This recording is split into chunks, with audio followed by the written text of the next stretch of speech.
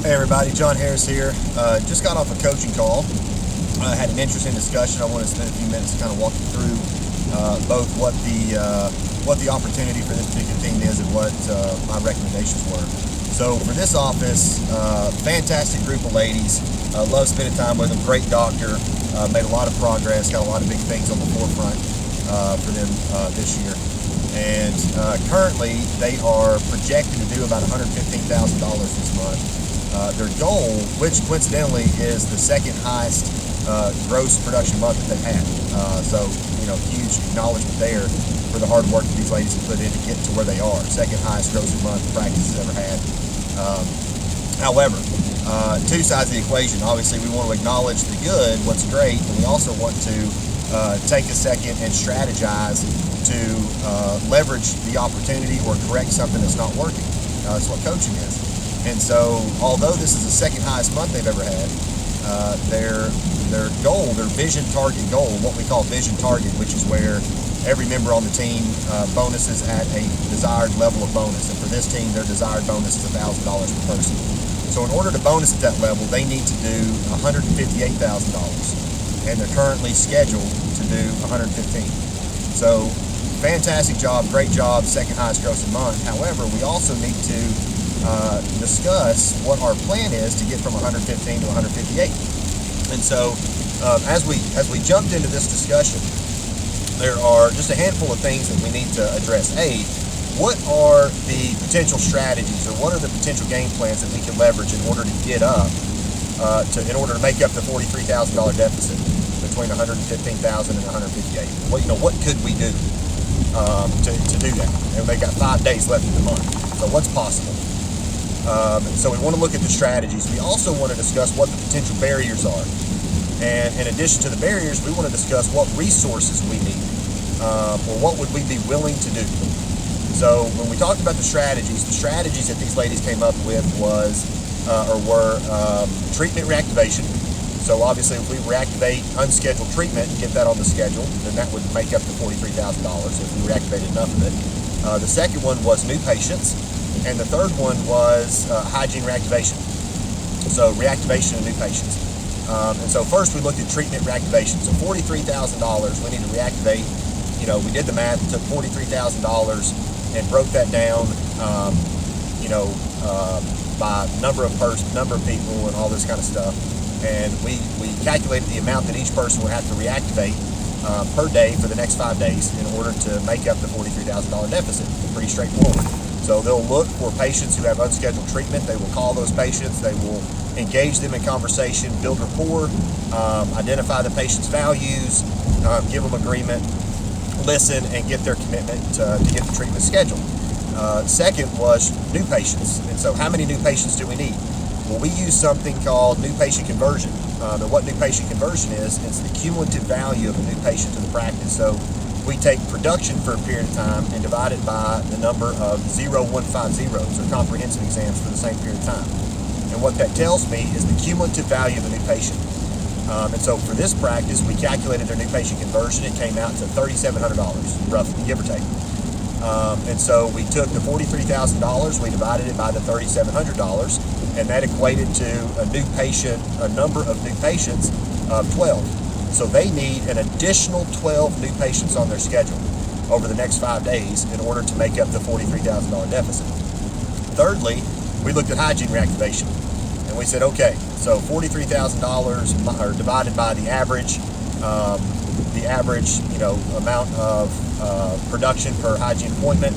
And when we did the math, it shook out to some crazy number, like 100. I did it a couple of different ways, but the one that we went with was like 180 patients, 185 patients, or something like that over the next 5 days. And then I said, okay, now looking at these three strategies, is it possible? Because the fact of the matter is, if they believe it's possible, then subconsciously, if you don't believe it's possible, you're not gonna even take action. You're not gonna step in that direction. If I don't believe it's possible to lose 100 pounds, I will never get on the treadmill. I'll never eat a salad. If I don't believe it's possible to reactivate $43,000 worth of treatment in 5 days, then I'll never even try, because it's not possible. It's a waste of time. My brain just doesn't, it's just not justified. It's not a valid option. And so the next thing I asked him was, is it possible for us to reactivate $43,000 over the next 5 days? And I said, I want you to think in terms of possibility. I'm not asking you what you want to do. Nobody wants to reactivate $43,000. Everybody wants $1,000 additional income per month, right? So I said, I'm not asking what you want to do. I'm asking, is it possible that we can reactivate $43,000 worth of treatment in the next 5 days? And I got a unanimous yes. All right, that's possible. I said, great. I said, is it possible that we could put 12 new patients, additional new patients on our schedule in the next 5 days? And I got a unanimous yes. And I said, okay, great. I said, is it possible that we could see an additional 180 hygiene patients on our schedule in the next 5 days? I got a unanimous no. I said, great. So we immediately struck that option, and now we're down to 2. So we've got 2 strategies that we could potentially pursue in order to make up the $43,000. The next thing I asked him, I said, what are the potential barriers? You know, what would prevent us from achieving this outcome? And the very first one that came up was time. We don't have time. And so I appreciate that, and I understand that, I get that. And the question that I asked was, I said, is that a cause-in response, or is that an at the effect of response? And what I mean by that is a cause-in mentality believes that I make a choice of who I'm going to be in the moment. Am I going to be empowered, proactive, optimistic, energetic? Am I going to do what it takes? Or, and if I put myself in that state, then I'm automatically going to do what needs to be done to get the result that I want. In contrast, the at the effect of mentality would say, well, I don't have time, so I can't do the reactivation that needs to be done, and therefore I can't have the bonus that I want to have. It's just a completely different mindset. And so I asked them, I said, because I don't want it to be my answers. I can give them answers all day. I can say, this is what you need to do. If you want your practice to grow, you can do A, B, C, and D. But if it's my answer and they don't believe that that will work, then they'll never do it. And I think that's where a lot of people fall short, is we provide advice, we give recommendations and suggestions, but if the team doesn't believe that it's effective, or if the team believes it's a waste of time, the team will never do it and the system will never work. So I don't want to tell them what to do, I want to ask them what to do. And I said, let me ask you a question. I said, which mindset will get a better result? An at the effect of mentality, the person that says, if the circumstances don't line up the way I want them to line up, then I can't do what needs to be done, and therefore I can't be productive, or I can't be successful, I can't be who I want to be. If the cause-in mentality would say, no, I'm making a choice to be successful, I'm making a choice to be proactive, and therefore I will do what needs to be done to have the result that I want. I said, which of those 2 mentalities will yield a better result? And unanimous, they said the cause-in mentality will get the better result. I said, okay, great. So let's operate from that mindset. What would an at the effective person say? And they said, well, an at the effective person would say, I don't have time. And I said, what would a cause-in person say? And they said, a cause-in person would say, I'll make the time. And I said, fantastic, I agree with you. So if we don't have the time, we got to make the time. In other words, we got to make it a priority. Okay? And I said, okay, great. And so that was the only barrier that they brought up physical space and capacity. And I said, that's an obvious one, right? And I said, if we don't have the physical capacity in our schedule in a 4-day work week, so those are the barriers. What are the resources that we need? And the resources were where we're going to need more space.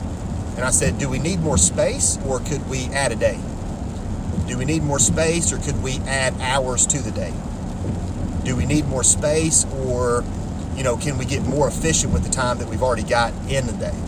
So when we looked at what we would be willing to do, I broke down a list and came up with, I don't remember what all they were now, but came up with a list. And one of them was, would we be willing to make it a priority? And everybody said yes. I said, okay, great. I said, would we be willing to come in early? And I don't want them to pacify me, right? They know better than that. If they say, yeah, I'll probably come in early, I'm immediately going to strike that one, because I know it's not true. They don't want to come in early. And there's nothing wrong with that. I'm not saying that they should. I'm not saying you should come in early. I'm not saying you should stay late. I'm not saying you should add days or add hours. I'm not saying you should work through lunch. All I'm saying is, what are you willing to do if you really want that $1,000 bonus? If it's a should, if it's a want, I want $1,000 bonus, then sometimes I'll do what needs to be done to get that bonus. If it's a must, like I must have that bonus, then I'll do what needs to be done to have that outcome. So imagine at one point in time you were making $100,000 and you designed your lifestyle so that your cost of living absorbed that $100,000. And then imagine overnight your income got cut in half. There are a lot of things that just became musts that weren't musts when you were making $100,000. That's what I mean by must. You do whatever it takes to get it done. So when it's a must, they'll do what it takes. So I said, what are we willing to do? I said, are we willing to make it a priority? And they said yes. I said, are we willing to come in early? They said no. I said, are we willing to stay late? No. I said, are we willing to add hours? No. Are we willing to add a day? Yes. We would be willing to add a day. Are we willing to work through lunch? Yes. I said, okay, great. So now we know the 3 things that we're willing to do, and we know the 2 strategies that we believe will work. Now we've got a recipe for success. We can work with that. So based on what we're willing to do, and based on what strategies we believe will work, let's formulate or put our thoughts together here, formulate what needs to happen. We probably need to add a day or 2 on the schedule, so we do the math to figure out how many days need to be added to the schedule. We determine how much reactivation each person's going to do, so we make declarations and get commitments. We have a conversation about how are we going to get these 12 additional patients on our schedule. What's going to happen? Are we going to go to Kroger, walk around and ask for new patients? Are we going to, do a post on social media? Are we going to run a special? How are we going to attract those patients? And once we formulate that strategy, the only thing left is to execute the strategy. Now, the reality is it may work, it may not work. They may hit the $43,000 and put themselves in position to bonus $1,000 per person. They may not. But what's important is that they make progress. What's important is that they will definitely finish the month much higher than they were scheduled to finish the month, and most likely they will have a record month. That's progress. That's the important side of the equation. That's the important part of the formula. Is it a must for them? What are they willing to do? And what are the potential steps that we can take to achieve that outcome? So I hope this was helpful. If you got any questions, don't hesitate to reach out to me. You can DM me on Facebook or Instagram, or even look for this video on our YouTube channel. But until next time, God bless.